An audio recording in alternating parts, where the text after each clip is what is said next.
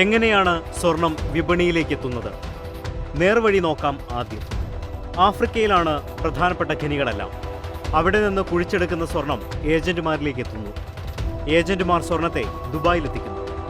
എന്തുകൊണ്ട് ദുബായ് എന്ന് നോക്കിയാൽ ദുബായ് ഒരു സ്വതന്ത്ര മാർക്കറ്റാണ്. ഈ ഫ്രീ മാർക്കറ്റിലേക്ക് എത്തുന്ന സ്വർണം റിഫൈനറിലേക്ക് മാറ്റുന്നു. അവിടെ വെച്ച് ഉരുക്കി ബിസ്ക്കറ്റുകളും മറ്റു രൂപങ്ങളിലേക്കും സ്വർണം മാറും. ഫ്രീ മാർക്കറ്റായ ദുബായിൽ സ്വർണത്തിന്റെ വിൽപ്പനയ്ക്ക് നിയന്ത്രണങ്ങളില്ല. ആർക്കും എത്രയും വാങ്ങാം, പണം കൊടുത്താൽ മാത്രം മതി. ഇത്രയുമാണ് സ്വർണ്ണ വ്യാപാരത്തിന്റെ നേർവഴി. ഇനി പൊന്നിന്റെ വഴിവിട്ട യാത്രയിലേക്ക് പോയാൽ കാണുന്നത് കള്ളക്കടത്താണ്. അതായത് ദുബായിൽ നിന്ന് വാങ്ങുന്ന സ്വർണം നികുതി അടയ്ക്കാതെ കടത്തുന്നു.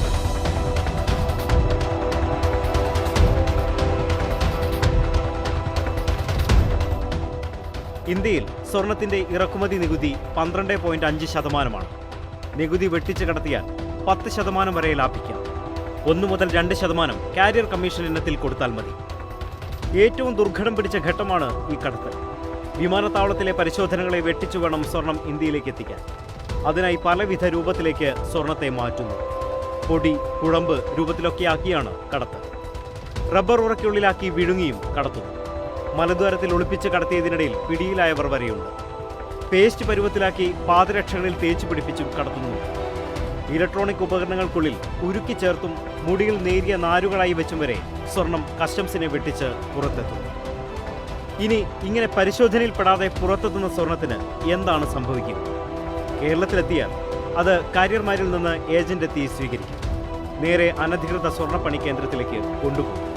അവിടെ വെച്ച് സ്വർണത്തിലെ രാസവസ്തുക്കൾ നീക്കും. പിന്നീട് ഉരുക്കി ആഭരണ രൂപത്തിലേക്ക് മാറ്റി വിപണിയിലേക്ക് എത്തിക്കും. ഇതിനകത്ത് നമ്മുടെ ഇന്ത്യൻ എക്കണോമിയെ തന്നെ തകർക്കുന്ന രീതിയിലുള്ള ഒരു കള്ളക്കടത്തിലേക്ക് വന്നു കഴിഞ്ഞിരിക്കുന്നു ഇപ്പോൾ. അപ്പോൾ അതുകൊണ്ട് ഇതിനൊരു കോൺസ്പിറസി ഉണ്ട്. ഇന്ത്യയുടെ വിദേശത്ത് നിന്ന് ഇത് കയറ്റി അയക്കുന്ന ആര്? അതിലേക്ക് ഇന്ന് വരെ എത്രയോ കേസ് കഴിഞ്ഞ 10-30 വർഷമായിട്ട് കേരളത്തിലും ബോംബെയിലും മറ്റുള്ള സ്ഥലങ്ങളിൽ പിടിച്ചെടുത്തിട്ട് നമുക്ക് അതിലോട്ട് സഞ്ചരിക്കാൻ പറ്റിയിട്ടില്ല. അതിനകത്തൊന്നും നമ്മൾ കാണുന്നില്ല.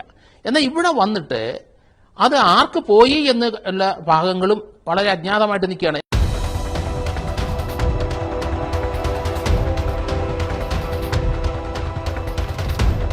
സ്വർണ്ണക്കടത്തും മാഫിയ ബന്ധങ്ങളുമൊക്കെ സിനിമകളായി വന്നിട്ടുണ്ട്. അതൊക്കെ കൈയടിച്ച് സ്വീകരിച്ചവരുമാണ് മലയാളികൾ. കള്ളക്കടത്തുകാരോട് ആരാധന ഉള്ളവരാണ് സമൂഹത്തിലെ പലരുമെന്ന് തിരക്കഥാകൃത്ത് SN സ്വാമി തന്നെ പറയുന്നു. എമർജൻസി പീരീഡ് കഴിഞ്ഞതിന് ശേഷം അന്നാണ് ശരിക്കും ഈ അണ്ടർവേൾഡിനെ കുറിച്ചും കള്ളക്കടത്തിനെ കുറിച്ചൊക്കെ ജനങ്ങൾ മനസ്സിലാക്കി തുടങ്ങുന്നത്. അതിനുശേഷം വന്ന പത്രങ്ങളിൽ വന്ന വാർത്തകളും മറ്റുമാണ്. അന്ന് ഞാൻ ഞെട്ടിപ്പോയ ഒരു കാഴ്ച ഞാൻ കണ്ടത്, സൺഡേ എന്ന് പറഞ്ഞ ഒരു കൽക്കട്ടയിൽ നിന്ന് ഇറങ്ങുന്ന ഒരു ഇംഗ്ലീഷ് മാഗസിൻ സുപ്രസിദ്ധ കള്ളക്കടത്തുകാരനായ ഹാജി മസ്താന്റെ കാലിൽ തൊട്ട് നമസ്കരിക്കുന്ന, ഞാനൊക്കെ ഒരുപാട് ബഹുമാനം ആരാധിക്കുന്ന ദിലീപ് കുമാറിനെയും സൈരവനുവിനെയാണ്. അപ്പോൾ ഒരു കള്ളക്കടത്ത് രാജാവിന് കിട്ടുന്ന ഒരു അംഗീകാരം എനിക്ക് ഞെട്ടലുണ്ടാക്കി. ശരിക്കും പറഞ്ഞാൽ 20-ാം നൂറ്റാണ്ടിന്റെ ഉത്ഭവം ആ ഒറ്റ ഫോട്ടോയാണ്. അതായത് ഒരു കള്ളക്കടത്തുകാരൻ എന്ന് പറയുന്ന ആൾക്ക് ജനസമൂഹത്തിനിടയിൽ അങ്ങനെ ഒരു വ്യത്യാസമോ ഇല്ലെങ്കിൽ അയാളൊരു ആരാധനാപാത്രം പോലും ആണെന്നാണ് ഞാൻ അന്ന് കരുതിയിരുന്നത്. അത് വെച്ചിട്ടാണ് അന്ന് ആ സിനിമ എഴുതാൻ കാരണം. പക്ഷെ ഇന്നും അതിൽ നിന്ന് വലിയ വ്യത്യാസമൊന്നും വന്നിട്ടില്ല. ഇദ്ദേഹം പറഞ്ഞ പോലെ ഈ സ്വർണത്തിന്റെ ബിസിനസ് അങ്ങനെ വലിയൊരു ടാക്സ് വെട്ടിപ്പാണെന്നോ അല്ലെങ്കിൽ അത് അത്ര വലിയ ക്രൈമാണെന്നോ ഇല്ലെങ്കിൽ അതിനകത്ത് എന്തെങ്കിലും വലിയ പ്രശ്നമുണ്ടോ എന്ന് ഗവൺമെന്റിന് പോലും അറിയില്ലെന്ന് എനിക്ക് തോന്നുന്നു. ഇല്ലെങ്കിൽ അവരതിനെക്കുറിച്ച് ഒട്ടും സീരിയസ് അല്ല.